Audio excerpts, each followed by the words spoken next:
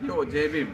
આપ ને હું જે એક વિડીયો બતાવવા જઈ રહ્યો છું એ આપ જોઈ શકો છો કે ગીર સોમનાથ જિલ્લાના ગીર ગઢડા તાલુકાના ઈટવાયા ગામ મુકામે થોડા દિવસ પહેલા ડૉક્ટર બાબા સાહેબ આંબેડકરની પ્રતિમાના અનાવરણ કર્યા બાદ ત્યાંની જે ટીમ છે, જે અમારી સાથે જે જોડાયેલી ટીમ, જેમ કે જજે સાહેબ જોગદિયા જે હતા, એ જોગદિયા સાહેબના જે મિશન હતું, એ મિશન જય ભીમ અને સમતા સૈનિક દળની ટીમની સાથે કાયમિક માટે કનેક્ટ રહેનાર એવા સમસ્ત અનુસૂચિત જાતિ સમાજના યુવાનો, જે ઈટવાયા ગામની જે ટીમ છે, એ ટીમે ખરેખર ઘણા સમય પછી એક સારું કાર્ય કહેવાય કે એ વિસ્તારની અંદર કર્યું. એટલે ડૉક્ટર બાબા સાહેબ આંબેડકરની પ્રતિમાનું અનાવરણ કર્યા બાદ પૈસામાં જે વધારો થયો એટલે તરત જ એણે જે સાહેબ જે કહેતા હતા એ વસ્તુ પર એમણે ત્યાં લાઇબ્રેરીનું નિર્માણનું કામ ચાલુ કરી દીધું છે.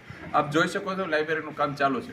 14મી એપ્રિલ પછી કે 14મી એપ્રિલ પહેલાં કોઈ પણ તારીખ જેવી રીતે અનુકૂળ આવે એ પ્રમાણે થોડા દિવસોની અંદર એ લાઇબ્રેરીનું પણ ત્યાં અનાવરણ કરવાના છે. લાઇબ્રેરીનું પણ કામ ચાલુ છે.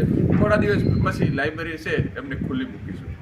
તો આ બાબતને જોઈ અને હું સમસ્ત ગુજરાત અને અમરેલી જિલ્લો, જુનાગઢ જિલ્લો, ગીર સોમનાથ જિલ્લો, સૌરાષ્ટ્ર, દક્ષિણ ગુજરાત, ઉત્તર ગુજરાત અને મધ્ય ગુજરાતના વ્યક્તિઓને કહું છું કે ગામો ગામ લાઇબ્રેરીનું નિર્માણ કરીએ અને થોડા સમયની અંદર જ આ કામ આવી રીતે જો અહીંયા પાર થઈ શકતું હોય તો બીજે કેમ નહીં.